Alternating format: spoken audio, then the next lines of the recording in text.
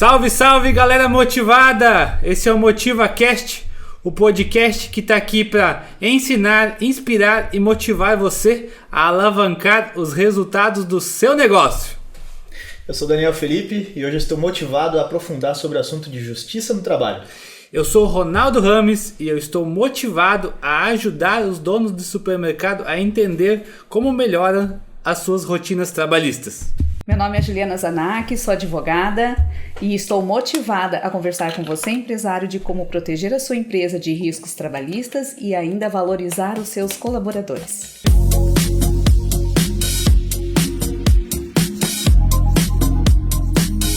Antes de eu passar o bastão pro meu amigo Ronaldo, para a gente começar a falar sobre o assunto, eu quero deixar um agradecimento aos nossos patrocinadores, Carvão Corupá, a Germana Atacadista e a 07 Uniformes. Ronaldo, o que é o assunto de hoje? Conta pra nós aí. Então, Daniel, eu estou mega motivado pro podcast de hoje. Um assunto muito interessante. A doutora Juliana Zanac, desde já quero agradecer a doutora pela presença aqui. E o assunto de hoje é muito interessante. A gente vai abordar basicamente pautas de relações trabalhistas. Então vai ter ouro nesse episódio. Você vai poder compartilhar com todos os donos do supermercado, com todos os seus gestores de RH, liderança, gerentes, sobre o assunto de hoje, que é as práticas trabalhistas ideais para garantir que exista uma relação saudável, uma relação conforme, uma relação dentro da lei, que vai proteger o teu negócio e vai garantir que você esteja dentro da lei. E vai melhorar o teu negócio, porque as bases, os pilares dentro da relação trabalhista estarão ok. Então fica até o final desse episódio, já curte, já comenta, já compartilha para dar aquela força pra gente, tá? Eu vou chamar agora a nossa convidada, a doutora Juliana Zanac, para se apresentar e para contar a história dela do jeito que ela gosta de contar para a audiência e para conhecer a Juliana. Com você, Juliana. Obrigada, Ronaldo. Obrigada, Daniel, pela oportunidade. Estou muito feliz de estar aqui hoje, poder compartilhar um pouco, dos meus conhecimentos e quero começar dizendo então que sou natural de Lages e que resido em Jaraguá do Sul há 25 anos. Sou casada, meu marido é Julierme, ele é advogado, meu sócio, tenho 2 filhos, Arthur e Rafaela, que são as minhas inspirações. De formação eu sou jornalista e advogada. Atuo na advocacia trabalhista preventiva empresarial há 20 anos, dos quais 15 eu lecionei para o ensino superior, também para o curso de Direito. O propósito da JJZ sempre foi agir de forma preventiva e focada na gestão de pessoas, auxiliando os empresários às rotinas trabalhistas para que esteja em conformidade com a lei. Então, mais do que proteger, também é valorizar os colaboradores, Então, com políticas claras, de benefícios, inclusive, para que eles se sintam motivados e engajados a permanecerem nas empresas. Legal. Ô, Juliana, a gente vai fazer bastante pergunta, vai ter pergunta polêmica, o pessoal não se preocupa, vai ter pergunta polêmica, tá? Então, a gente vai abordar diversos temas aqui. Mas o primeiro tema que eu gostaria de abordar é o seguinte: nós estamos em 2025, a nossa CLT é antiga, da época do Getúlio Vargas, e em 2017 ela mudou a lei e teve uma reforma, Na época foi bastante discutida e tal. E eu queria que você falasse o que mudou para os supermercados após essa reforma trabalhista. O que era antes, o que não é mais. Dá uma ideia, porque às vezes tem gente que está lá no passado, ainda está com medo de fazer algumas coisas que depois, pós-2017, pós-reforma, dá para fazer, ou há jeito de fazer certo, e sempre seguindo a lei, que é muito importante. Certo. A reforma realmente foi um avanço e tivemos várias alterações, não para todos os segmentos de empresa, mas respondendo a sua pergunta, impactou o legislado, o negociado ele prevalece sobre o legislado, em algumas ocasiões. O que isso significa? Os acordos entre empregados, eles tiveram mais força após a reforma trabalhista. né? Antes da reforma era necessária a presença do sindicato em várias ocasiões, em vários atos dessa relação, né, de emprego existente, principalmente com relação à jornada de trabalho. Após a reforma, houve a possibilidade de empregado e empregador negociarem a jornada de trabalho e, a partir dessa negociação, formularem um documento, né, para que então reger dali para frente aquela relação, né, e o que não era possível antes. Então, isso alterou significativamente, porém, o que eu sempre coloco em questão é que algumas empresas, apesar de negociarem os horários, não documentam isso, né? Não deixam registrado através do acordo de compensação de horas ou de um banco de horas estruturado, e aonde que começam a gerar os problemas, né, com relação a essas horas que efetivamente não estão formalizadas, né, documentalmente. Então, essa é a principal orientação que eu passo, né? No sentido de que tivemos um avanço com a legislação de 2017, com a reforma, né, trabalhista, tivemos esse avanço de poder haver a negociação entre as partes diretamente, sem a presença de sindicato, porém, infelizmente, ainda nós nos deparamos com empresários que não têm a devida cautela de formalizar um documento onde fica bem claro e transparente qual a jornada que foi, né, pactuada entre eles. O documento que você diz é o contrato de trabalho? Não, seria um acordo de compensação de horas ou o banco de horas. Entendi. Né? Seriam esses dois documentos, então, que podem ser elaborados e acordados entre as partes. Porém, também aqui no segmento, né, específico dos supermercados, nós temos que observar a questão das convenções coletivas de trabalho. Né? As convenções coletivas, elas trazem algumas regras que precisam ser analisadas antes de formalizar esses documentos, né? Porque a legislação, ela trouxe essa possibilidade da negociação direta, porém há convenções coletivas que vão determinar que efetivamente o sindicato ele esteja presente nessa negociação. A convenção coletiva, ela está acima de tudo? Ela é o documento que rege aquela relação entre a categoria? É isso mesmo? Não, ela não está acima de tudo, né? Como que nós vamos valorar a convenção coletiva nessa relação de emprego? A nossa lei maior é a Constituição Federal, certo? Através dela, então, ela é a nossa lei maior. Através dela, nós temos ali artigos específicos que tratam sobre as relações de trabalho. E depois, assim, fazendo uma escala, nós temos, depois da Convenção da Constituição Federal, nós temos a CLT, que seria a consolidação das leis trabalhistas, e nós temos a Convenção Coletiva de Trabalho como também uma fonte, vamos dizer, de direito que deve ser observado. A Convenção Coletiva de Trabalho, ele vem para quê? Para melhorar ainda mais as condições, né, ou os regramentos que são previstos aos empregados lá na CLT ou lá na Constituição Federal. Ou seja, tudo que for favorável e for assim, um regramento a mais do que prevê a CLT... combinado a mais que seja bom para ambas as partes. Isso, nós consideramos que a CLT vai prevalecer, a convenção coletiva vai prevalecer em comparação à CLT. Eu vou citar um exemplo que eu acho que fica mais fácil. A nossa CLT diz, né, rege que a hora extra é 50%, o valor de uma hora extra é 50% do valor de uma hora normal. A Convenção Coletiva de Trabalho vai reger que uma hora extra ela é 70% do valor de uma hora, de uma hora normal de trabalho. Ou seja, então se a CLT está dizendo 50% e a Convenção Coletiva 70%, vai prevalecer a Convenção Coletiva naquela relação, certo?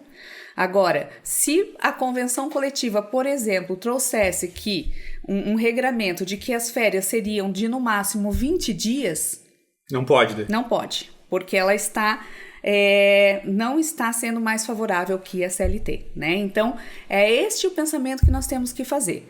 Se a CLT traz regras mais favoráveis ao empregado, a gente vai aplicar a CLT. Se for a convenção coletiva, né, que é sobre o mesmo assunto, vai trazer normas mais favoráveis, a gente vai ter que sim cumprir a convenção coletiva. Então é inevitável que o dono do supermercado faça o raio-x, entenda o que tem na sua convenção coletiva, o que prega, piso da categoria, é muito importante respeitar piso. Isso. O que a gente recomenda normalmente é que as empresas, os supermercados, eles façam uma auditoria trabalhista.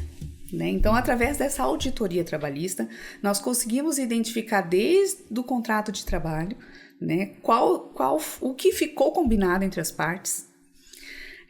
Nós conseguimos auditar o controle de jornada, se está realmente refletindo a realidade, né? Se está realmente, se aquela empresa está cumprindo as 44 horas semanais, e se não está cumprindo, o que está acontecendo, né? Ela também tem que ter ciência do risco que ela está correndo ao não cumprir a legislação. Ali também na auditoria a gente vê se aquele empregado ele está usufruindo de 1 hora de intervalo ou 30 minutos, caso haja essa possibilidade, né, de redução. E também, através da auditoria, nós observamos o quê? Se aquele piso que está sendo pago, ou aquele salário está correspondente com o salário que está na convenção coletiva, né? Porque são essas diferenças que lá na frente, dia a dia, mês a mês, ano a ano, que impactam sobremaneira numa ação trabalhista, né? Essas diferenças de pagar um valor, como piso salarial, entendendo que aquele seria o devido, porém a convenção coletiva reza outro valor, né? Então começa por aí às vezes os problemas, né, que geram assim um impacto financeiro bem significativo. Entendi. Juliana, primeiramente obrigado por ter vindo, tá? Vai ser um assunto bem interessante que a gente vai falar hoje, e já até pegando esse gancho, eu queria entender quais são os principais motivos que levam hoje os empresários a levar um processo trabalhista. Você consegue citar um top 5 para a gente ter uma abordagem, por exemplo? Sim, o top 5, né, ao meu ver, são justamente as horas extras. Horas extras. As horas extras. Controle de jornada. O controle de jornada, né? Então, precisamos entender o seguinte, o que, além do problema das horas extras, no sentido, não é questão de fazer hora extra é o problema, né? Aquele empresário pode realmente necessitar de aquela demanda complementar do funcionário e ele vai remunerar, vamos colocar que ele está agindo conforme a lei, ele está remunerando aquelas horas extras, né? Tá tudo certo, está indicando lá no controle de jornada, está tendo a correspondente pagamento em folha, né? Está tudo bem, tudo correto, em conformidade. Mas o que nós temos que observar agora, Daniel, e que eu sempre estou agora orientando, né, os meus clientes. Essas horas extras podem impactar num problema psicossocial, a depender da quantidade de horas extras que esse colaborador está fazendo, né? O que isso significa? Quanto tempo ele está se dedicando ao trabalho? Será que ele não está se sobrecarregando, né?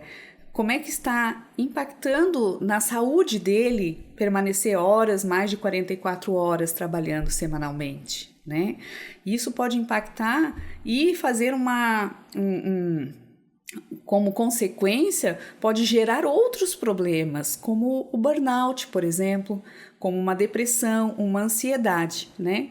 Então, o top 1, hora extra, a gente tem que encarar nesse sentido, né? Problema, ele é um problema e gera uma ação trabalhista quando efetivamente é realizada a hora extra e não é feito o pagamento ou é feito o pagamento extra folha, né? Então gera uma ação trabalhista com um pedido de condenação a esses pagamentos e reflexos.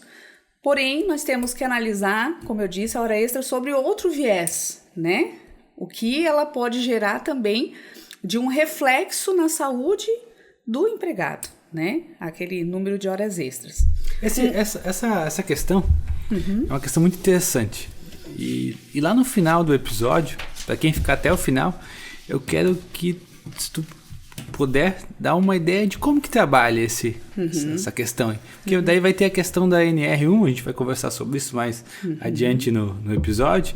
Eu quero que você fale um pouco sobre isso. Como que o empresário se protege, cuida do colaborador, acha esse meio termo, porque não é nem cá, nem lá. A gente busca um meio termo nessa questão, né? Isso. E se a gente puder, até para o pessoal ficar com a gente até o final do episódio. Né? Isso, não, com certeza nós vamos falar sobre as precauções a partir de agora que as empresas têm que se atentar, né, com relação à fiscalização do Ministério do Trabalho para cumprimento da NR1, que vai, então, essa fiscalização iniciar o ano que vem.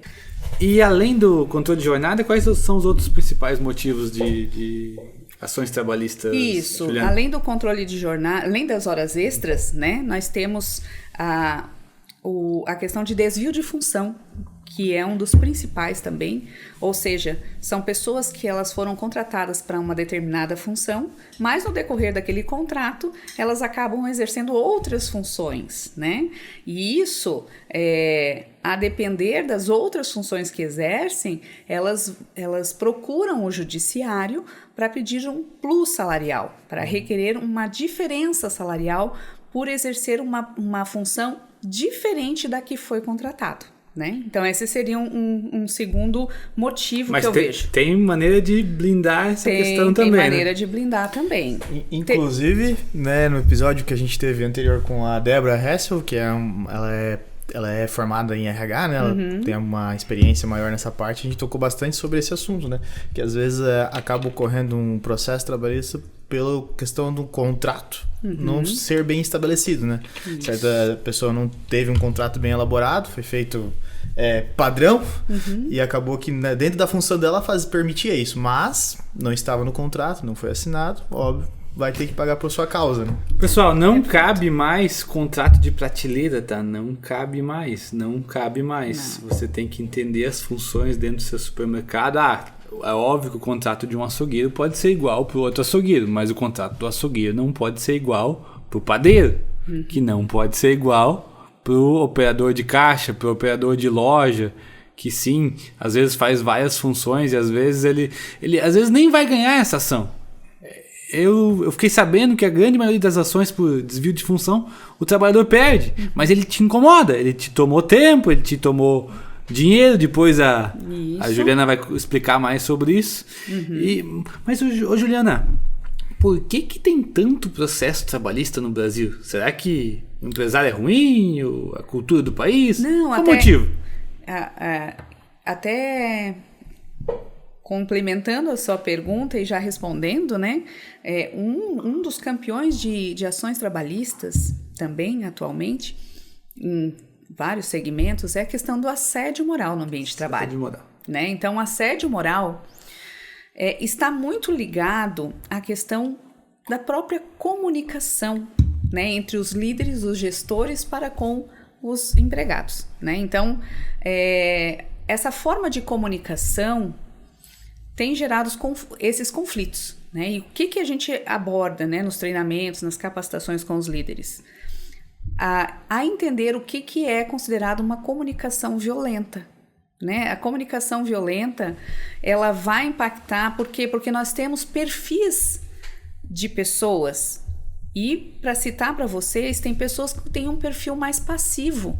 Ou seja, se há um líder, um gestor, que vem com uma comunicação mais violenta, para uma pessoa que tem um perfil mais passivo, um colaborador, o que vai acontecer? Ele vai escutar, ele vai absorver, ele não vai falar nada, ele vai demonstrar, às vezes, com a linguagem corporal dele, que ele não está gostando, né? Pode ficar vermelho, por exemplo, mexer as mãos, os pés, mas ele não vai falar.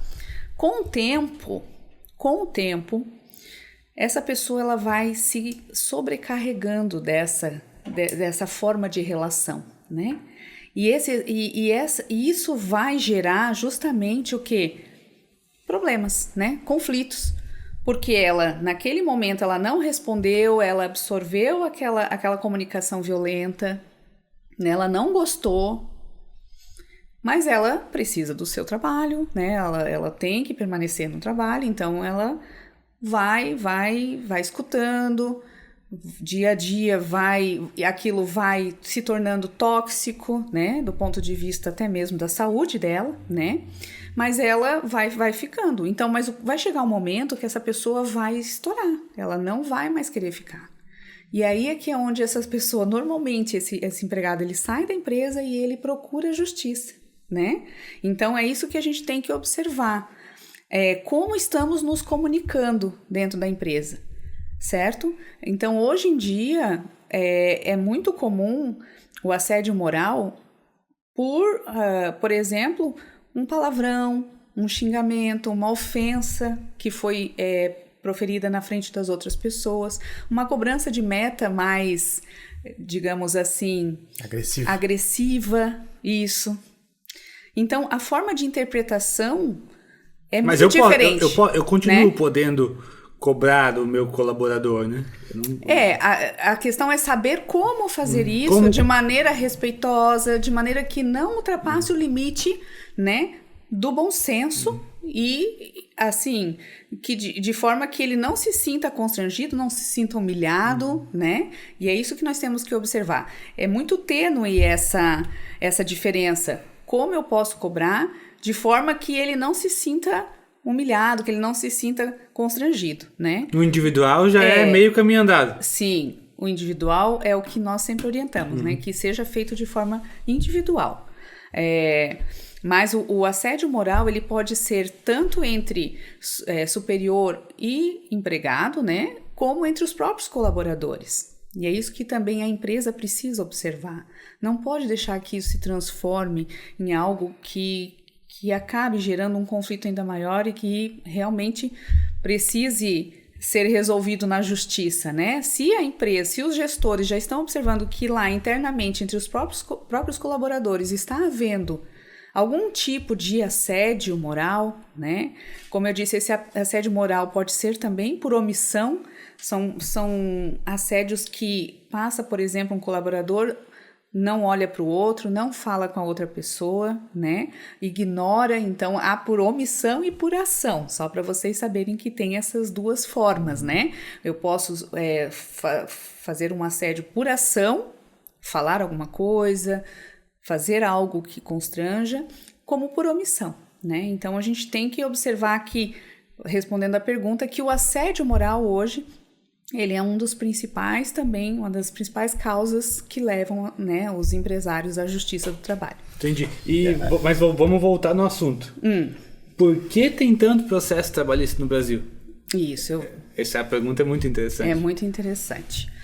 Porque, apesar da lei, como você mencionou, ser, né, uma lei que já está em vigor há muitos anos, uma lei mais antiga, ainda nós temos problemas de falta de prevenção por parte dos empresários, né, que ainda não estão dando verdadeiro valor à gestão das pessoas, né? Então, assim, o principal motivo, resumidamente, de ações trabalhistas, né, ao meu ver, são situações onde o empregado ele se sente injustiçado dentro da empresa.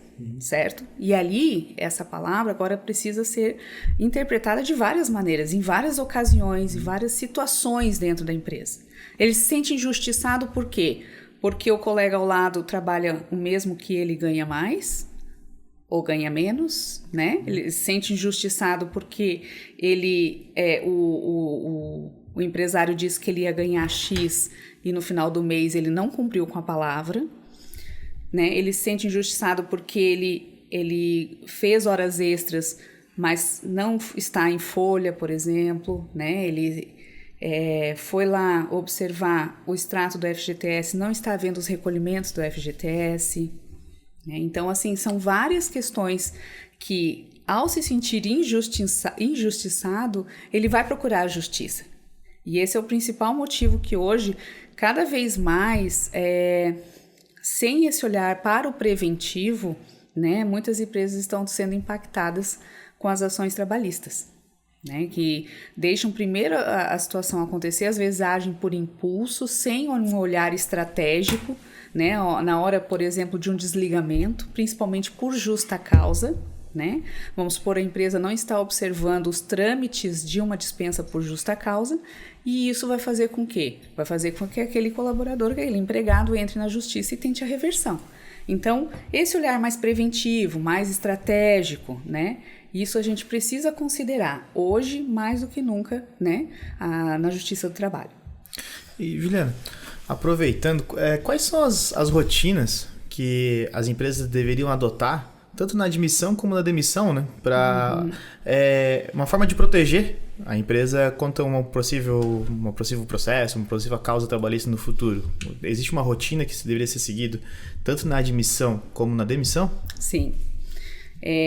Na admissão, vocês até já referiram a questão do contrato de trabalho, né? O fato de termos um contrato de trabalho bem elaborado e estruturado, ele vai fazer uma grande diferença, porque ele vai ser um norte daquilo que efetivamente foi combinado entre as partes, né?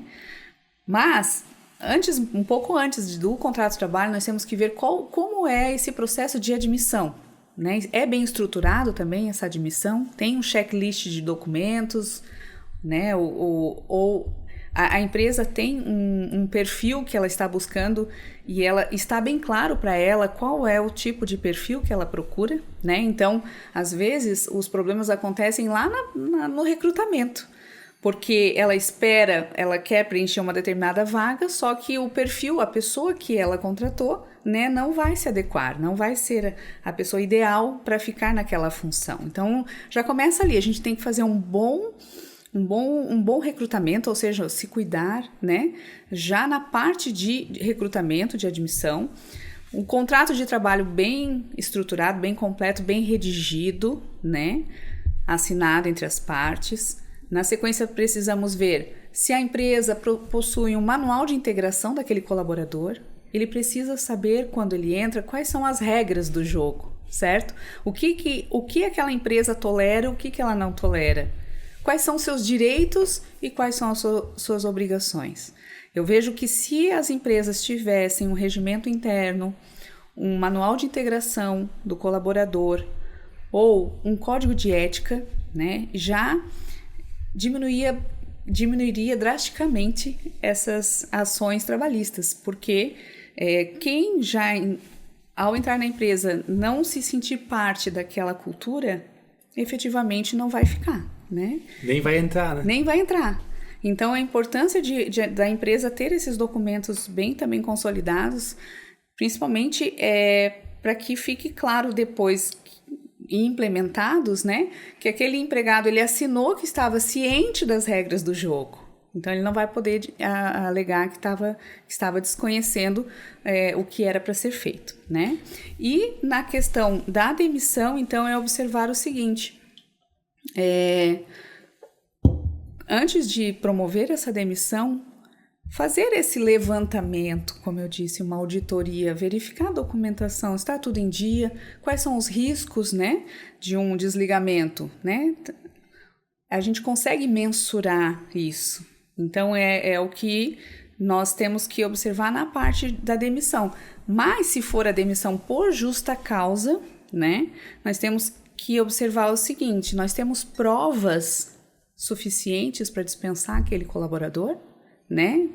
Nós temos fotos, vídeos, áudios, né? Testemunhas de que ele cometeu um ato faltoso. Esse é o primeiro ponto. O segundo ponto, eu apliquei a penalidade de forma imediata, ou seja, eu apliquei uma advertência, uma suspensão logo no mesmo dia, no dia seguinte ao cometimento da falta grave, né? Eu não posso deixar para penalizá-lo um mês depois, né? Isso para o direito é considerado um perdão tácito, né? Que a gente fala. Então, a gente tem que observar provas, a imediaticidade, né? A proporcionalidade, ou seja, qual foi a falta que ele cometeu e qual é a penalidade que eu estou aplicando, né? Então, se foi uma falta leve, eu não vou aplicar uma justa causa por uma falta leve, né? O que se considera uma falta leve? É o descumprimento de uma regra interna, por exemplo, né, de uso do celular, né? Então, aquele empregado usou o celular, que não era para ter utilizado, porque era uma regra interna, e eu vou lá e aplico a justa causa, já de primeira, né? Então, é essa, não vai dar certo. Não, é essa proporcionalidade.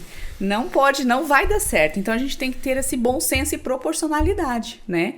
E fazendo essa leitura da proporcionalidade, a blindagem àquela demissão vai ser muito mais efetiva para a empresa, né? Então, se ela cumprir esses 3 requisitos, que seriam a prova, a imediaticidade e a proporcionalidade, a empresa pode se sentir mais segura na hora da aplicação da justa causa. Ô, Juliana, mas vou pegar esse exemplo do celular, que hoje em dia virou uma doença. O celular é um problemão que os empresários têm com suas equipes.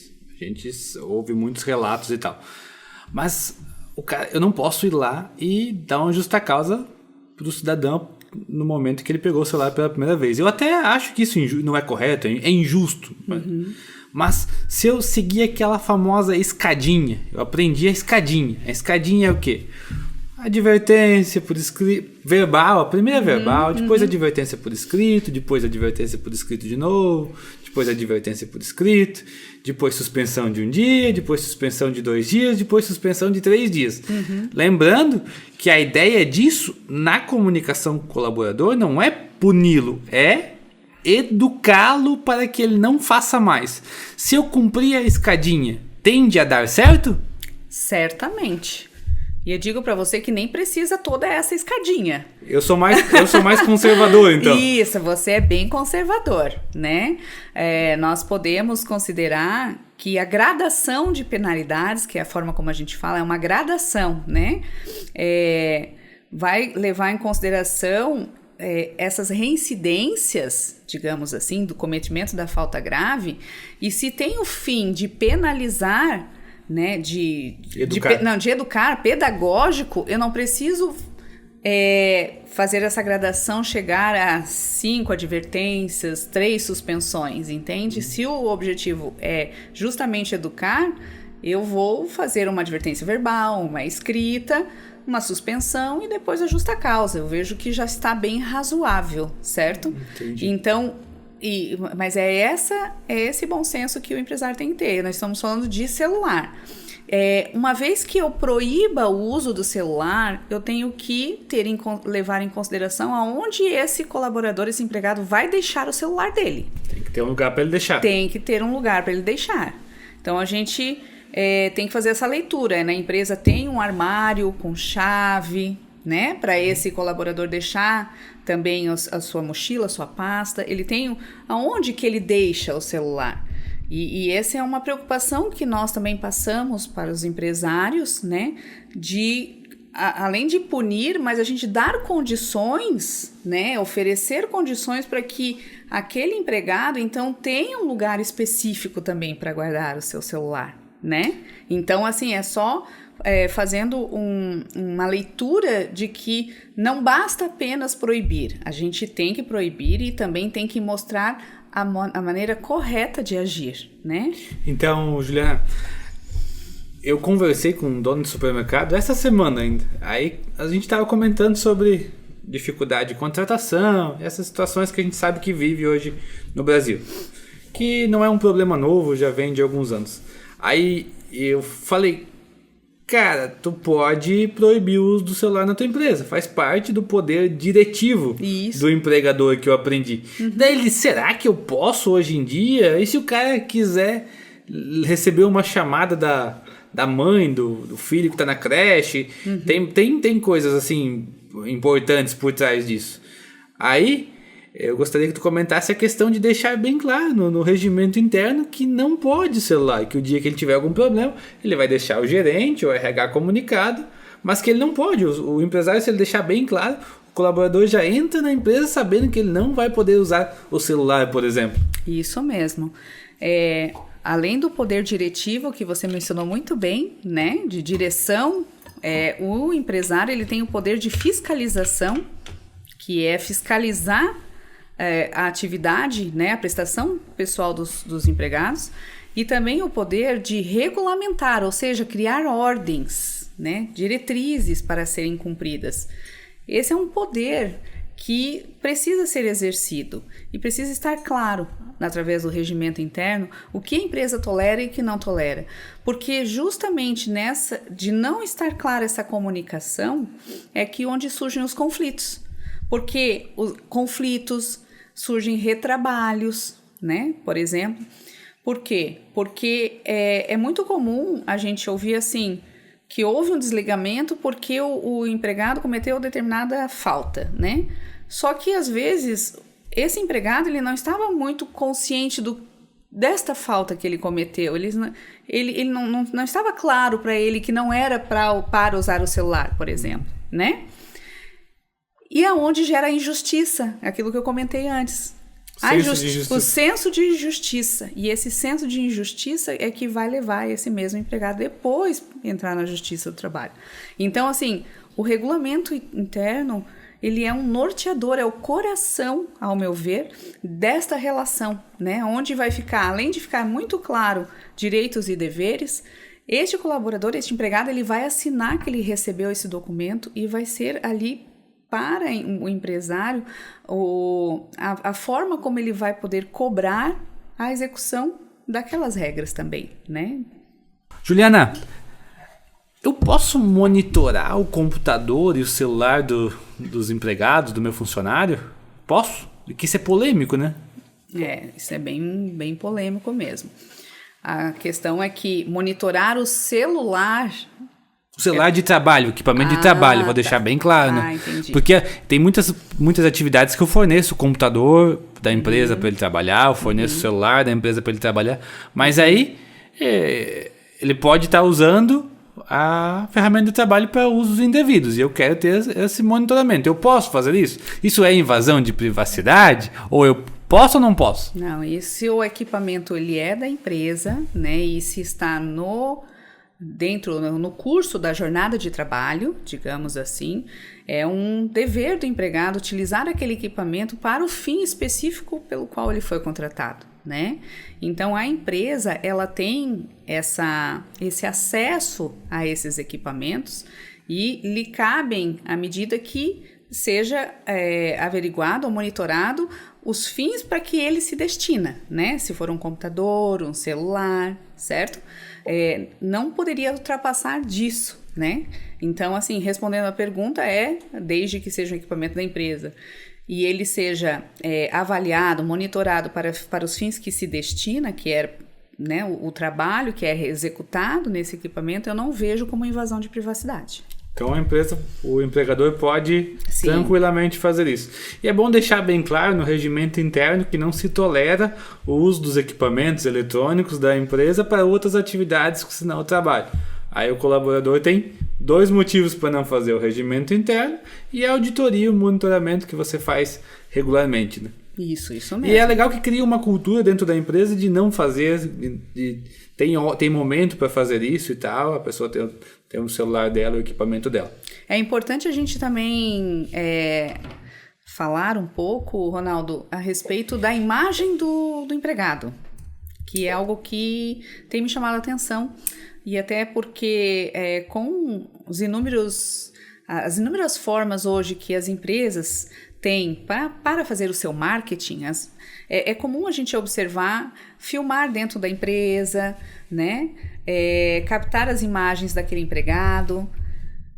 Qual é o cuidado que aquele empresário está tendo com isso, com essas imagens, né? E isso eu queria também trazer, que eu vejo que é bem relevante aqui. Tem que pegar, né, aprovação? Tem que pegar a aprovação. Tem que ter uma autorização, né, de uso de imagem. Então, se atentem a isso. O checklist de documentação deve conter isso. Deve conter obrigatoriamente. Por quê? Porque o empresário ele está divulgando a imagem para um fim de captação, né? Um fim mercadológico, de publicidade. Isso mesmo. E a imagem daquele empregado que aparece, então ele vem com essa, né? Ele está servindo para isso também, né? Então, a importância de cuidar e de ter autorização de uso da imagem, né? Então é muito importante para evitar depois mais uma demanda trabalhista, né? Já a vida é problema por causa disso. É muito normal. Eu já vivenciei em empresas que quando você é contratado, você assina o documento onde que tem as câmeras na empresa. Só que esse documento, ele não é válido para esse fim comercial, né? Isso. E é onde que às vezes o empreendedor ele erra, porque para fazer fins comerciais é um outro documento de ofício, né? Isso mesmo. Como eu já fui menino de marketing em algumas empresas que eu trabalhei, eu tive que assinar esse documento. Então foi nisso que eu descobri que algumas empresas erravam. A gente fazia live para supermercado e Daniel junto. A gente fazia, na época da pandemia, parecia como com aquela máscara, não sei que nem que parecia, mas nós fazia live de máscara. Máscara, o óculos. Lá em 2020 nós já tava fazendo live, mas já tava aparecendo nas redes sociais, né? Pode ver que não é agora que a gente quis começar o podcast. E puxando o gancho, né, das câmeras, que também precisam estar, né, os empregados precisam estar cientes da existência de câmeras internas na empresa. E elas têm um fim específico também. E nós, não raro, vemos também ações trabalhistas onde se requer uma indenização por dano moral em razão de uma câmera estar, por exemplo, direcionada para a porta do banheiro, né? A porta da cozinha. E então tem alguns pontos que são questionados na justiça, o fato de ter aquela câmera, né, interna monitorando. Então é importante a gente perceber que, primeiro, temos que ter um termo, né? Esses empregados eles precisam estar cientes de que estão sendo monitorados através de câmeras, né? Na verdade, a questão não são eles que estão sendo monitorados. Na verdade, a gente fala o patrimônio da empresa está sendo monitorado, né? Então a gente tem que deixar bem claro que esse é o objetivo maior, o patrimônio da empresa, né? Mas automaticamente vai estar filmando também os empregados que estão trabalhando, né, internamente. Então a gente precisa ter esse cuidado de eles estarem cientes, né, desse monitoramento, para justamente depois, e principalmente de que as câmeras elas têm um fim específico de estar em determinados locais internamente, né? Então o fato de estar direcionada à porta do banheiro gera, sim, algumas demandas trabalhistas. É melhor não colocar. Dá pra melhorar, dá pra fazer melhor. Isso. Coloca no corredor. Falando sobre propaganda, né, que a gente acabou de comentar, que é um ponto que muitos empresários têm que tomar cuidado. Vou aproveitar o gancho para falar da 07 Uniformes, a empresa que é a nossa patrocinadora do podcast. E, pessoal, não adianta pegar o rostinho mais bonito da empresa para fazer um vídeo se ela não estiver bem uniformizada. Chama a 07 Uniformes que vai ser sucesso. Obrigado, pessoal da 07 Uniformes, pelo apoio. Uniforme de muita qualidade aí, ótimo custo-benefício e entrega bem rápido aí pro teu supermercado, tá bom? Juliana, o papo tá muito legal, muito legal. E a gente quer te fazer uma pergunta aqui. Hoje tá muito difícil de contratar. Isso é uma realidade, a gente falou no podcast anterior com a Débora. E a gente quer e precisa, e é preciso cada vez remunerar melhor os colaboradores, aqueles que produzem melhor. É necessário remunerar melhor para reter. É das maneiras de reter. Acho que todo mundo concorda isso, a remuneração. Como que eu faço para remunerar melhor o colaborador, mas pagando menos encargos, usando a lei ao meu favor? Eu pago por fora? Como é que eu faço? Não, jamais. Nós temos, com a reforma trabalhista, nós temos algumas formas de remuneração que não têm a incidência das verbas trabalhistas, né? Que seria dos encargos trabalhistas. Férias, 13º, INSS e FGTS.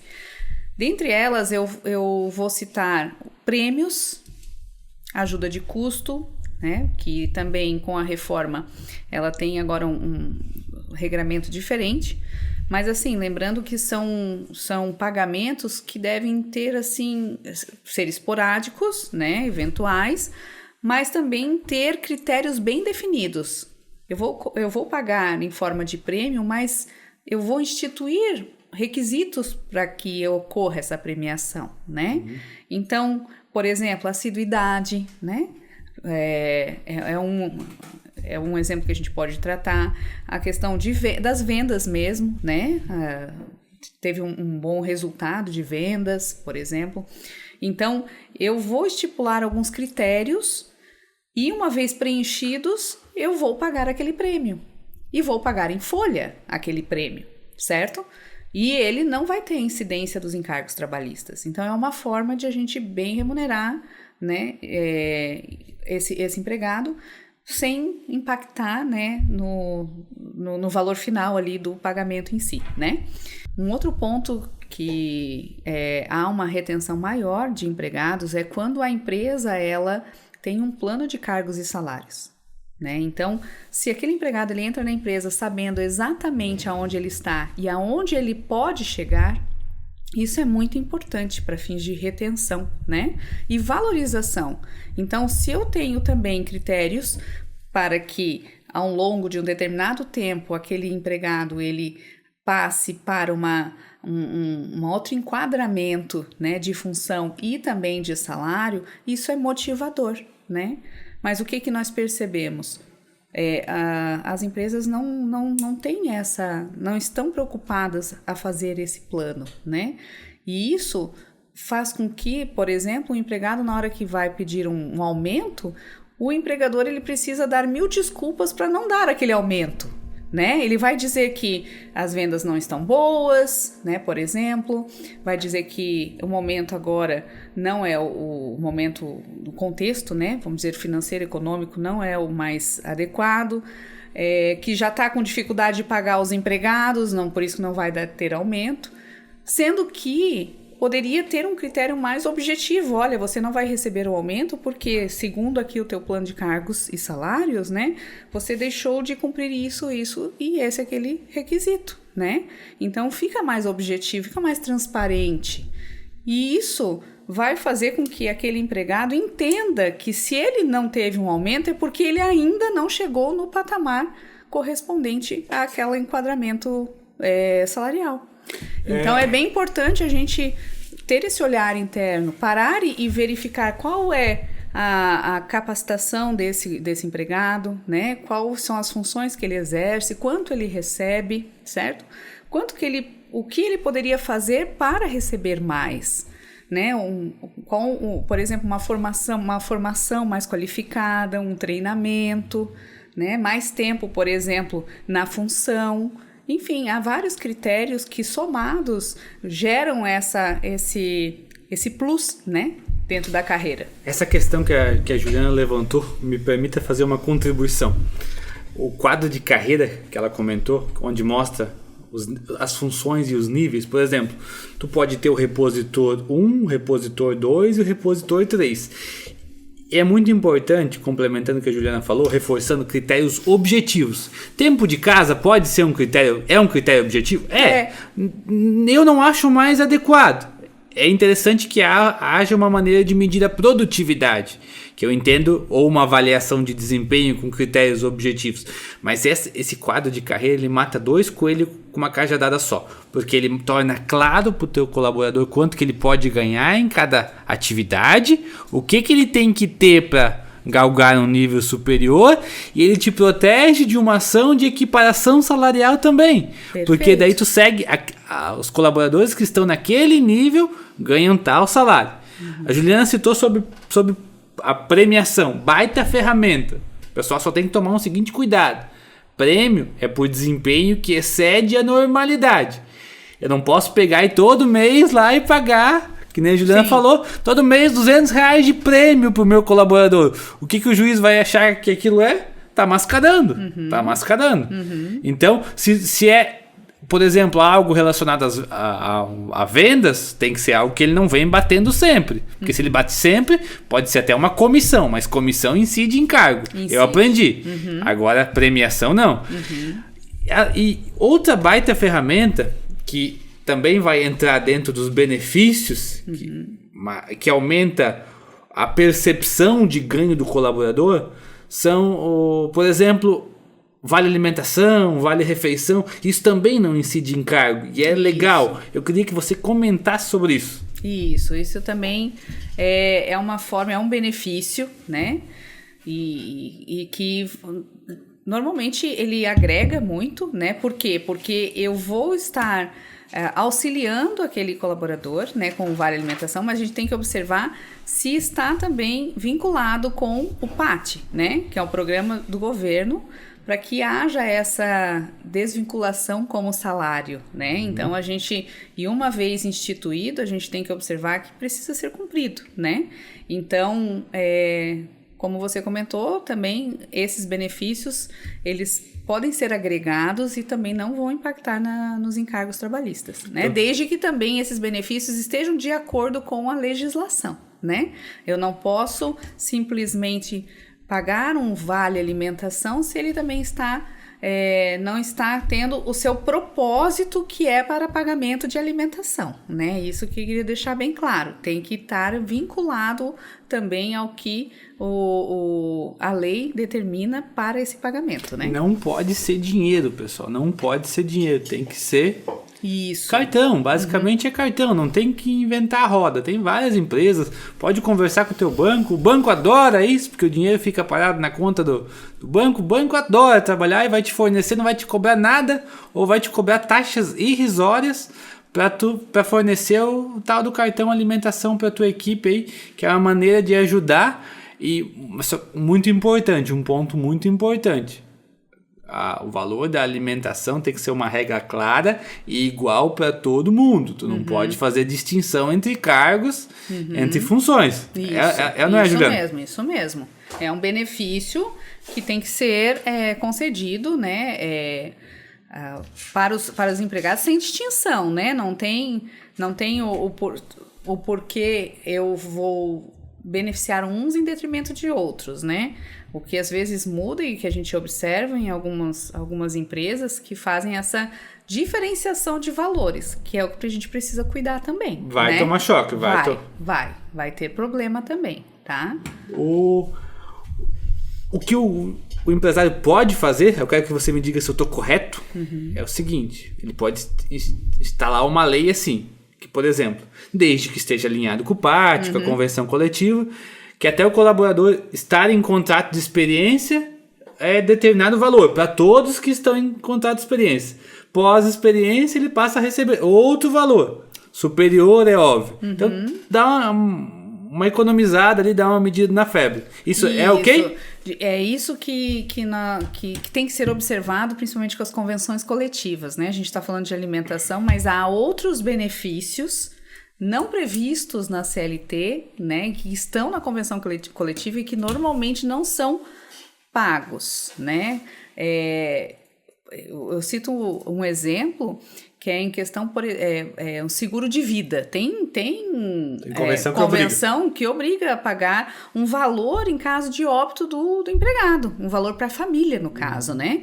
E em caso de óbito. E isso passa despercebido num primeiro momento, mas às vezes depois a família tem conhecimento, vai atrás daquele valor, né? A mesma coisa é a questão do próprio Vale Alimentação. A empresa deixa de pagar esse benefício, ela não vai se eximir dessa responsabilidade lá na frente, né? Então, ela vai ser obrigada de forma cumulativa a pagar todos esses meses e anos que foi sonegado esse direito. Então, a gente tem que realmente ter esse olhar, através da auditoria, que é a minha recomendação, se todos os benefícios e direitos das convenções coletivas estão sendo aplicados, se estão sendo realmente exercidos, né? Porque essa ausência dessa verificação que vai acumulando ao longo dos anos, né, e que gera um problema maior. Uma ação trabalhista dificilmente tem um pedido só. Uma ação trabalhista, ela traz nos seus requerimentos, nos seus requerimentos finais, ela traz 5, 6 pedidos, né? Em que sentido? Ele não vai pedir só o pagamento das diferenças, por exemplo, salariais em decorrência do piso previsto na convenção. Vai vir a questão da diferença nas férias, no 13º, no INSS, no FGTS, ou seja, se torna algo muito maior, né? É o efeito Jaque tá aqui, vou pedir tudo. Isso mesmo. Mas fazer um trabalho de empatia, se tu estiver no lugar da outra parte, tu também iria pedir tudo, né? Tudo que é de teu direito, que tu entende tem um direito, é isso. Então, geralmente, não...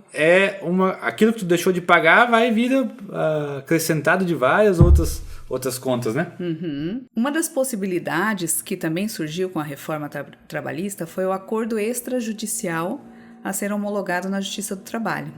Não sei se vocês já ouviram falar dessa possibilidade, né? Já ouvi falar. Até onde isso é válido? É seguro para o empregador? Não, ele é seguro também se for cumprido conforme a lei, né? Então, os requisitos desse acordo extrajudicial é justamente as partes, empregado e empregador, chegarem num consenso com relação a eventuais diferenças, né?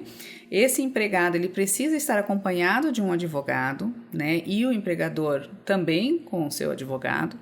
E juntos, então, eles entram num consenso de quais valores são devidos e a forma de pagamento, né, desses valores. Isso é tudo extrajudicial. É feita uma minuta de acordo, né, entre as partes, assinado pelo empregado, empregador e seus advogados, e depois é protocolada essa minuta na Justiça do Trabalho, né? E uma vez protocolada, é agendado uma audiência de ratificação, então as partes vão comparecer na Justiça virtualmente, né? Agora é a nossa nova realidade, né? Para confirmar aqueles termos daquele acordo, né? E uma vez confirmados os termos, os juízes novamente deixando claro, perguntando para o empregado se está de acordo, se tudo que foi convencionado realmente é aquilo que está no termo. Ele, uma vez confirmando isso, a quitação integral das verbas trabalhistas, né? E a homologação daquele acordo. Então, isso faz com que se reduza significativamente as ações trabalhistas. Por quê? Porque as partes já chegaram num consenso, num acordo antes, né, da ação trabalhista acontecer, né? E a gente minimiza muitos problemas e impactos financeiros das empresas com relação a isso. Eu tenho duas perguntas que é em uma só. E muito obrigado por esse gancho que tu puxou sobre esse acordo extrajudicial. Uhum. Tem uma questão que o dono do supermercado utiliza muito e eu vejo utilizado bastante de forma errada, que é o tal do cargo de confiança. Uhum. Cargo de confiança. Esse aqui é cargo de confiança. Esse aqui é cargo de confiança. Esse aqui é cargo de confiança. Eu queria que tu explicasse para a audiência, para o dono do supermercado, o que de fato é um cargo de confiança e quais requisitos que ele tem que cumprir para ser um cargo de confiança de fato. Certo. Para ele poder aplicar essa prerrogativa. Uma delas eu já vou introduzir, que um cargo de confiança não tem controle de jornada. Isso. Mas ele tem que tem que cumprir alguns requisitos para o empregado não ter problema. Quais são esses requisitos? Isso. O cargo de confiança, por não ter o controle de jornada, nós também não podemos considerar que aquele empregado, né, tem uma sobrejornada muito superior a 44 horas semanais. Esse é o primeiro ponto que eu gostaria de explicar. Por quê? Porque, apesar de ele não ter o direito à hora extra, né, um empregado que exerce o cargo de confiança não tem direito à hora extra, por lei, nada impede que ele procure a justiça por ter uma jornada extenuante, né? E isso que a gente tem que cuidar. Mas para que ele seja cargo de confiança, não é simplesmente ele ser o gestor de uma determinada equipe, né? Ele precisa ter poderes de gestão. E o que seriam poderes de gestão? E é o que diferencia de um cargo de confiança para quem não é cargo de confiança. Ele tem que ter o poder de penalizar, de admitir aquele colaborador, né? Desligar. Ele tem que ter essa característica, né, de poder fazer a liderança do ponto de vista de gestão, tá? A liderança da sua equipe ou ter essa diferenciação com relação aos demais colaboradores, né?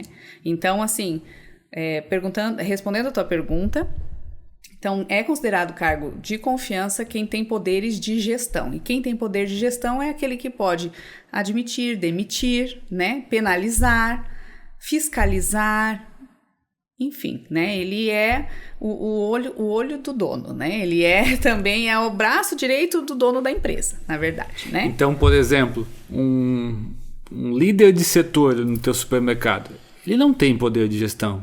Então, se tu tá fazendo ele como cargo de confiança, tu tá correndo um risco. Essa aqui é a verdade. Eu sei que é uma prática usual e tudo mais, mas tu tá correndo um risco. Mas a gente sabe que existem bons empregados e bons patrões que vamos falar o português, honram o combinado. Então essa questão que você citou do acordo mútuo, é assim que posso falar assim? Não é acordo mútuo? Não, acordo mútuo é uma outra ferramenta. Outra ferramenta como é o termo correto para isso? Acordo extrajudicial. O acordo extrajudicial. Às vezes você tá de bem com o colaborador está de bem com a empresa, chama ele, a gente pode acertar aqui e homologa entre as partes, e é uma baita ferramenta para deixar tudo certinho, tudo kits, e a pessoa não pode depois reclamar algo no futuro sobre isso, porque o acordo obviamente vai compreender todo o período que a pessoa trabalhou na empresa. É isso mesmo, né? Isso mesmo. Esse acordo extrajudicial, inclusive, é muito realizado em rescisões envolvendo cargos de gestão, de confiança, né? Por quê? Porque um dos requisitos também dessa função de confiança é receber uma gratificação de função. 40%, famoso. É, o famoso 40%. Então, o que nós observamos? Na prática, né? Esse cargo de confiança, ele tem um salário melhor, ele tem um salário diferenciado, justamente pelo poder de gestão, porém, em folha, não aparece como gratificação de função 40%, entende? Então, não está descrito que ele está recebendo essa gratificação. Ou seja, é o primeiro requisito para sentar na graxa. Porque ele no valor final, ele está tendo aquele salário superior aos demais, mas na descrição da folha não aparece que é decorrente, né, ou que ele tem essa contraprestação pelo cargo que ele exerce. Então, esse é um ponto que tem que ser bem observado, né? E uma vez que não está aparecendo na descrição, ele pode depois ajuizar uma ação trabalhista e requerer o quê? Os 40% sobre o valor do seu salário. Porque justamente não está ali. Mas para aquele empresário, ele estava pagando, né? Então, às vezes, um pequeno, grande detalhe que a gente precisa observar. Os ajustes para não correr riscos. Né? Isso. Paradinha aqui pra gente deixar um agradecimento pro nosso patrocinador, a Germana Atacadista, atacado que fica residido aqui em Guaramirim, atende todo o estado de Santa Catarina, pequenos comerciantes, médios e grandes. Vai ter o QR Code do vendedor ali, vocês podem entrar em contato, ele vai te prestar todo o apoio, vai te mostrar o catálogo que a gente tem, itens, preços, condições. Aproveita, a gente tá chegando agora no final do ano, então tem muita oportunidade, muita condição muito interessante, principalmente em chocolate para o Natal, tá? Juliana, voltando aqui para o nosso tema, tem um tema que está muito em voga agora, que está na mídia, tá no hype a discussão, que é a questão da escala. Então, tem uma turma que quer o fim da escala 6x1, tem uma turma que diz que isso não é possível, que não dá para fazer, que economicamente é inviável. Enfim, é um debate que a gente sabe que dá para se encontrar uma vida inteligente em meio a isso. Mas o objetivo não é nessa discussão política. O objetivo é como que o dono do supermercado observa a necessidade da escala 6x1, mas não erra. Ele não comete erros, ele não corre riscos, ele faz certo a escala. Como faz isso? Certo, é realmente um assunto bem polêmico, né? E hoje está gerando muitas controvérsias. O fato é que o que gera normalmente ação trabalhista é a falta de controle do empresário. Né? Então, o empresário, ele até está ciente de que pelo menos um domingo por mês precisa ser concedido a folga, né? O descanso semanal, o remunerado. Porém, devido às vezes à demanda, à falta de colaboradores, né? Que estamos enfrentando, inclusive, vários segmentos, né? Estão preocupados com isso, acabam fazendo com que essa escala seja descumprida, né? E uma vez que ela seja descumprida, eu volto com aquela seguinte indagação. Além do problema, ou que vai gerar, né, pelo descumprimento da escala, né, do direito àquela folga, o impacto que vai gerar novamente para os riscos psicossociais relacionados ao trabalho, né? Aquele colaborador que fica mais de 4, 5, 6 semanas sem ter uma folga, sem ter um descanso, né? É o que tem gerado essas sobrecargas e essas ações trabalhistas envolvendo uma indenização, um pedido de indenização por trabalho exaustivo, né? Então a gente tem que cuidar realmente. E qual é a forma de cuidado? É verificar, em primeiro lugar, o que prevê a convenção coletiva com relação à escala e ter esse controle, né? Um controle bem rigoroso no seu cumprimento, tá? Então eu vejo que é uma necessidade, porém a gente tem que, a partir do próximo ano, onde vai haver a fiscalização com relação aos riscos psicossociais relacionados ao trabalho, no segmento, uma vez verificado a ausência de folgas, né, ele vai constar no PGR como um dos riscos. E uma vez que vai ser constado no PGR, então é mais uma preocupação para que não haja um nexo causal entre um problema como um burnout, por exemplo, né, e a própria ausência de folgas, que não faça esse nexo causal. Então a gente tem que cuidar como uma das preocupações para o próximo ano, né? Então, Juliana, a gente comentou lá no começo do episódio que a gente ia tocar nesse assunto, né? Uhum. E a gente falou sobre a questão do assédio moral, como a gente não deixa isso acontecer dentro das nossas empresas, e a questão do burnout, a questão outros problemas psicológicos, psicossociais que a gente fala. Uhum. E tá muito em voga agora a questão da NR1, que foi a lei que foi aprovada recentemente. Isso. E agora é a hora de tu falar e ajudar a audiência, comentar o que é essa tal dessa NR1 e como é que eu faço para estar de acordo com a legislação, como que eu blindo a minha empresa, como que eu apoio a minha equipe a não ter problemas. Porque a gente sabe que é uma situação bem polêmica, é difícil de saber se o problema do psicológico da pessoa é do trabalho ou é da vida pessoal dela, tem essa questão também. Uhum. Mas como empregador, eu posso focar naquilo que eu posso controlar. O empresário tem que entender que ele tem que focar naquilo que ele pode controlar. O que é aquilo que o empresário pode controlar em relação à tal da NR1? Isso. Primeiro, as empresas precisam estar cientes que serão obrigadas, né? Voltando. Primeiro, as empresas precisam estar cientes que vai ser uma obrigatoriedade legal ter, né, essa avaliação dos riscos psicossociais configuradas, né, no seu documento no PGR, né? Então vai haver, passando para vocês um exemplo desse impacto que a NR1 agora vai trazer no próximo ano. Até então, pessoas que trabalhavam em ambientes insalubres, havia essa descrição nos PPPs, né, nos PGRs, de quais agentes insalubres elas estariam expostas ou estão expostas, né? Então, para ser mais comum para a gente entender o impacto da NR1, né? Estou fazendo aqui um exemplo. Então, nós temos um determinado setor onde tem um ruído excessivo, um calor ou um agente químico. Então, esses agentes que a gente fala insalutíferos, eles estavam descritos, né, como riscos da exposição daquele colaborador. E para isso tem os EPIs, né? Para quê? Para neutralizar aquela exposição e neutralizando não causar danos à saúde, né, do empregado. O PGR que você fala é Programa de Gerenciamento de Risco de cada empresa, para quem não sabe o significado da sigla. Isso, Programa de Gerenciamento de Riscos.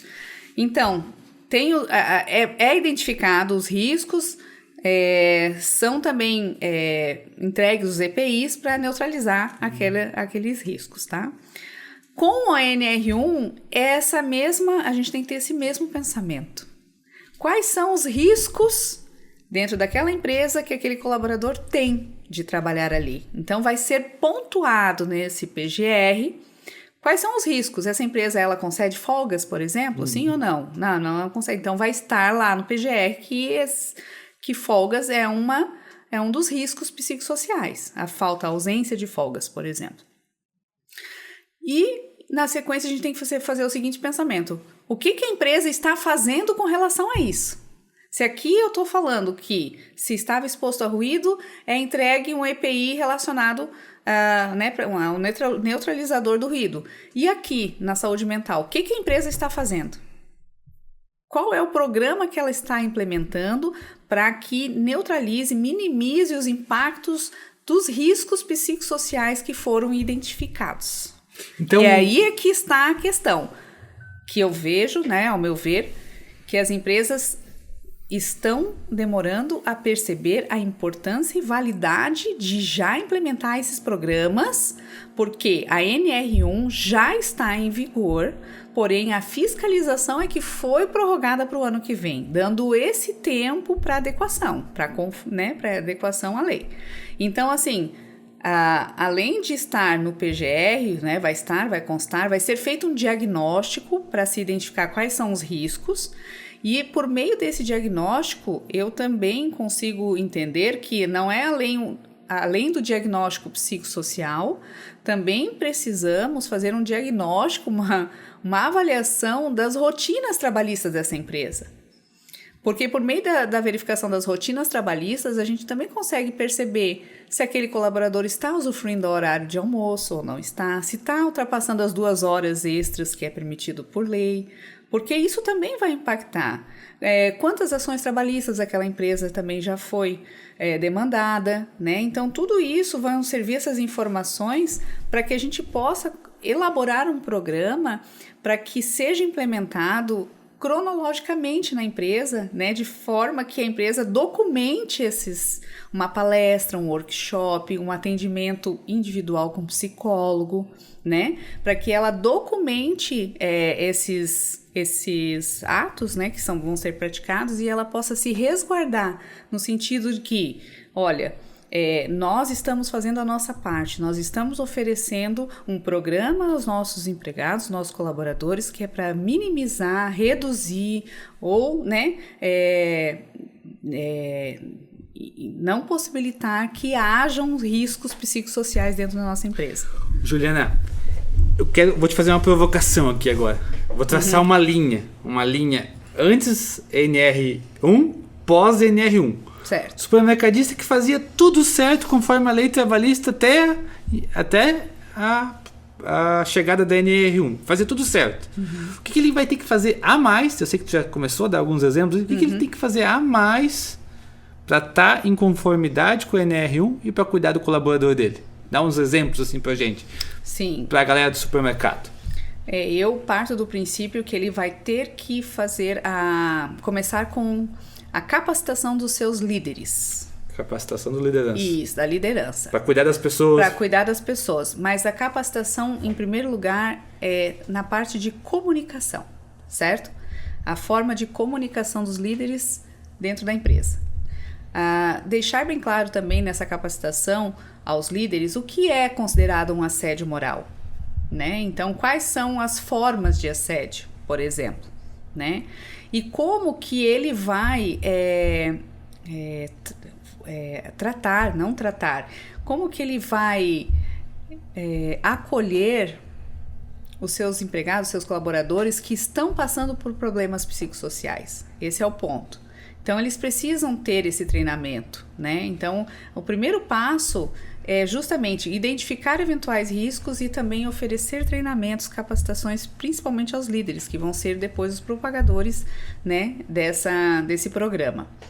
Eu vejo também que, falando em NR1, mas para a gente falar em NR1, para que a gente fique em conformidade, a gente tem que fazer essa análise novamente. A empresa, ela está com o regimento interno em dia, por exemplo, a cultura da empresa está bem sedimentada, como é que está a comunicação de uma maneira geral, né?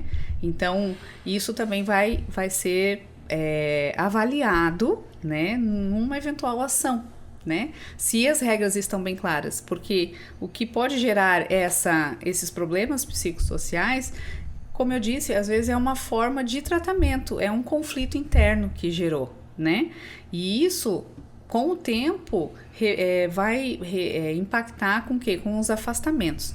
E um ponto que eu queria deixar bem claro e preocupante, né, do meu ponto de vista, é que esses afastamentos podem gerar um direito, né, que seria o direito à estabilidade no emprego, né? Então, os afastamentos relacionados com o CDF, nós falamos, vão gerar uma estabilidade no emprego. Não precisa aquele empregado, para gerar essa estabilidade, ficar afastado 15 dias pelo INSS para ter o direito à estabilidade, né? Aquela estabilidade que antes era só da gestante, de um representante sindical, um membro da CIPA, agora veio também do acidentado que nós tínhamos, né? Quem sofreu um acidente de trabalho.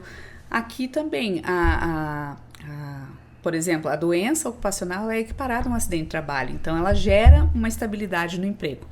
E isso eu vejo que é preocupante porque como que eu vou, depois que esse colaborador ele se ausenta, se afasta, né, pelo INSS para aquele tratamento, ele retorna para a empresa e ele precisa permanecer por 12 meses na empresa. Como que vai ser esse cuidado, né? O que a empresa vai fazer a partir de então, né? Quais são as medidas que ela aplica tanto para recepcionar, para acolher esse colaborador que está voltando lá do afastamento previdenciário e o que ela vai fazer para os demais que já estão também já inseridos, né, nesse contexto de trabalho. Doutora Juliana, quando saiu a informação da NR1, né, eu costumo olhar sempre os comentários, né, dos posts, né, e tinha muito borbulho de gente dizendo que ia ter que ter um psicólogo dentro da empresa. Eu vi bastante comentários, então tem bastante gente que ainda de fato não sabe o que de fato vai acontecer, como se preparar. Só para responder essa pergunta, precisa ter um psicólogo dentro da empresa? Olha, a lei não obriga a ter um psicólogo dentro da empresa, né? Isso pode ter gerado essa repercussão ou esses comentários porque pode ter sido visto como uma forma de evitar, né? Ou de tratar ou de recepcionar pessoas que estão, né, com essas características de terem algum problema relacionado ao trabalho, problema mental, né, psicológico. Mas não obrigatoriamente precisa ter um psicólogo, né? Dentro de um programa, o psicólogo é uma parte, digamos assim, esse atendimento, esse acolhimento, né?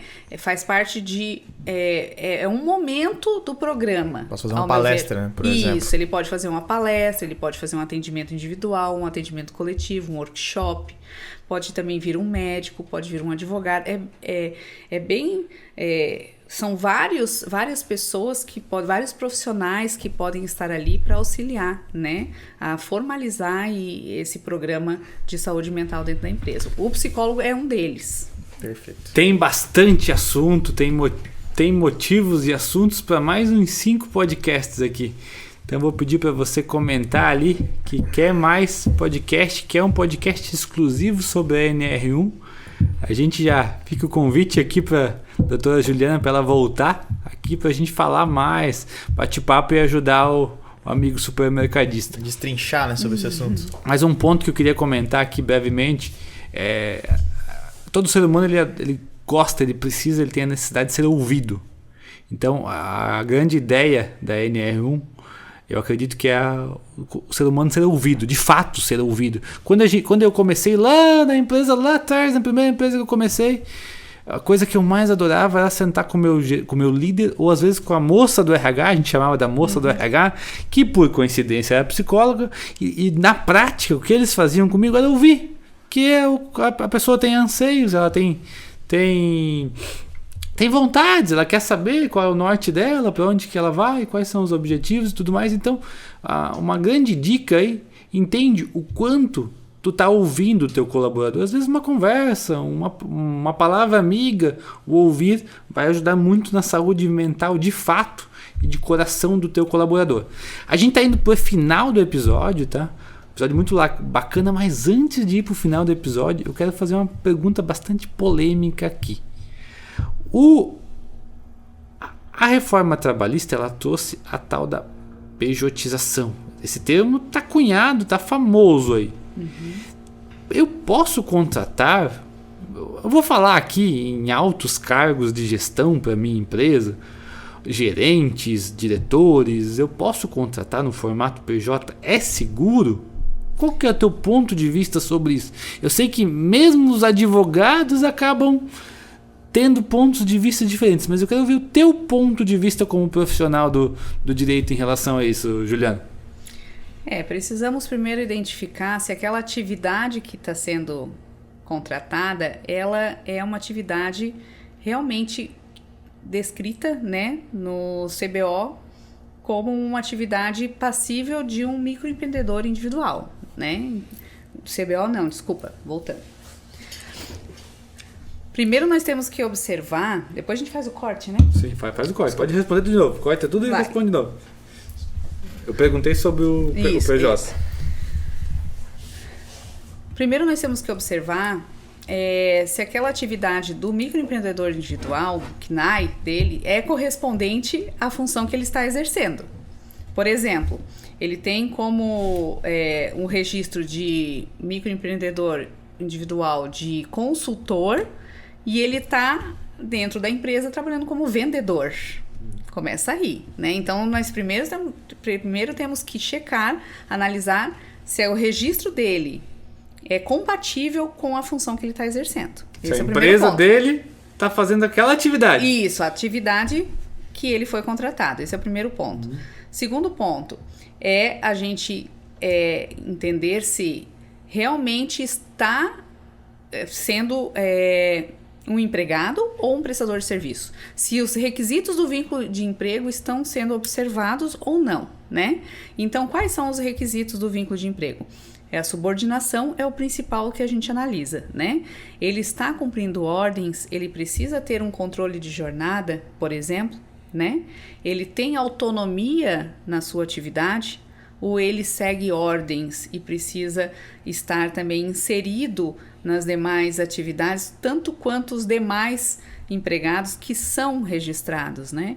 Porque normalmente a gente observa que eles estão lá, inclusive no mesmo grupo do WhatsApp. Igual todo mundo. Igual todo mundo. Recebem um crachá, recebem um uniforme, né?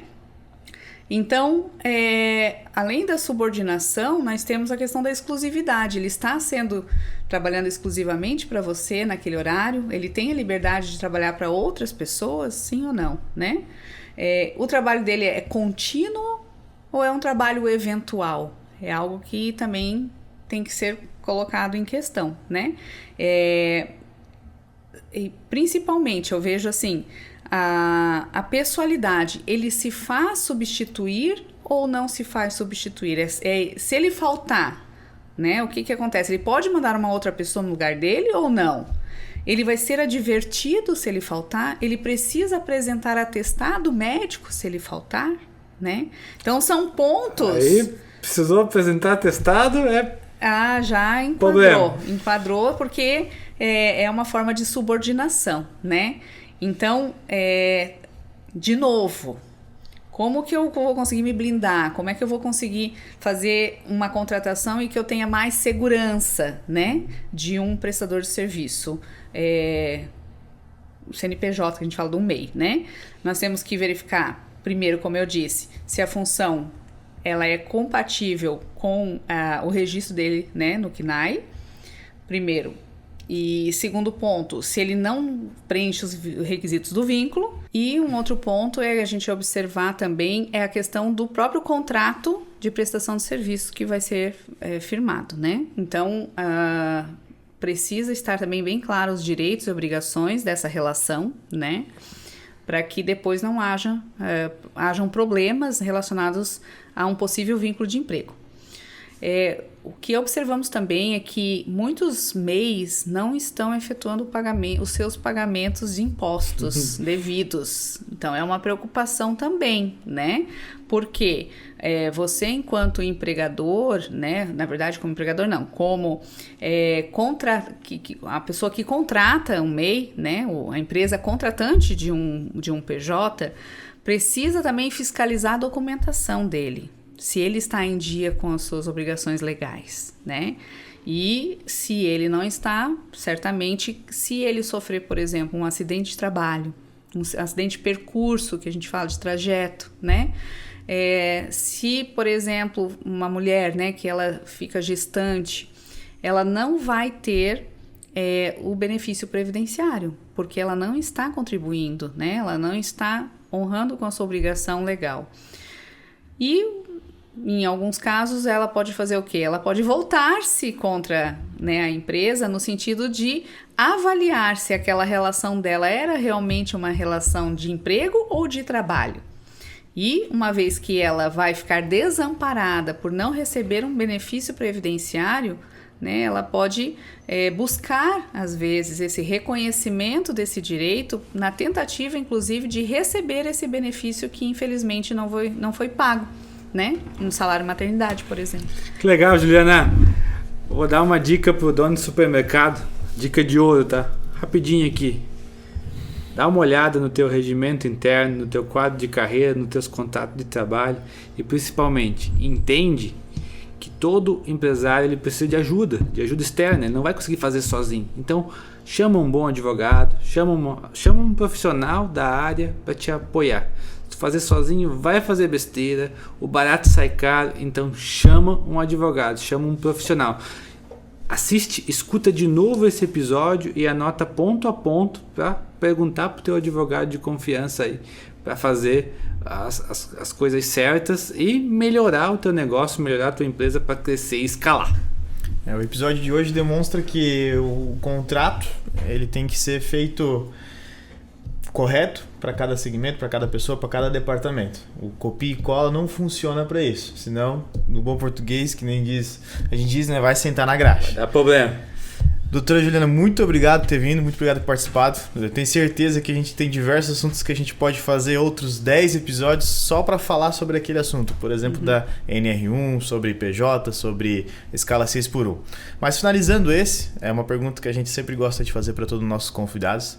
O que te motiva, Juliana, a acordar todos os dias e fazer o que você vem fazendo, a função que você vem exercendo?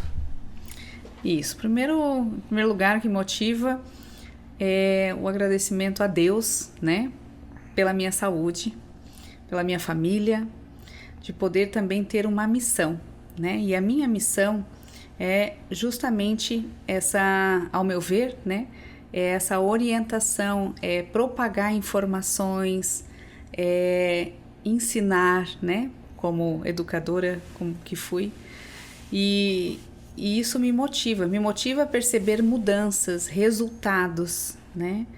Me motiva a ver que a gestão de pessoas ela está sendo cada vez mais falada e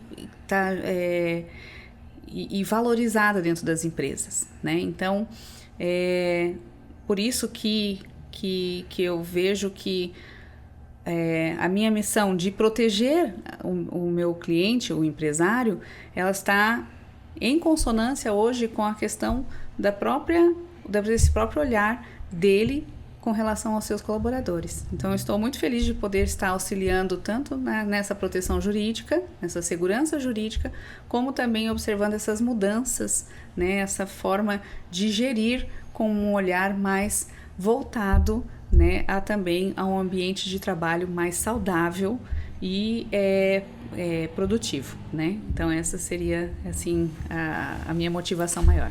Legal. Pessoal, o episódio de hoje está ficando por aqui. Agradeço a doutora Juliana, agradeço ao meu host e amigo Daniel Felipe e vou pedir para você dar joinha, dar 5 estrelas no Spotify, comenta e manda para todo mundo aí que é da área de supermercado que vai aprender muito com esse episódio. Um grande abraço e até o próximo MotivaCast.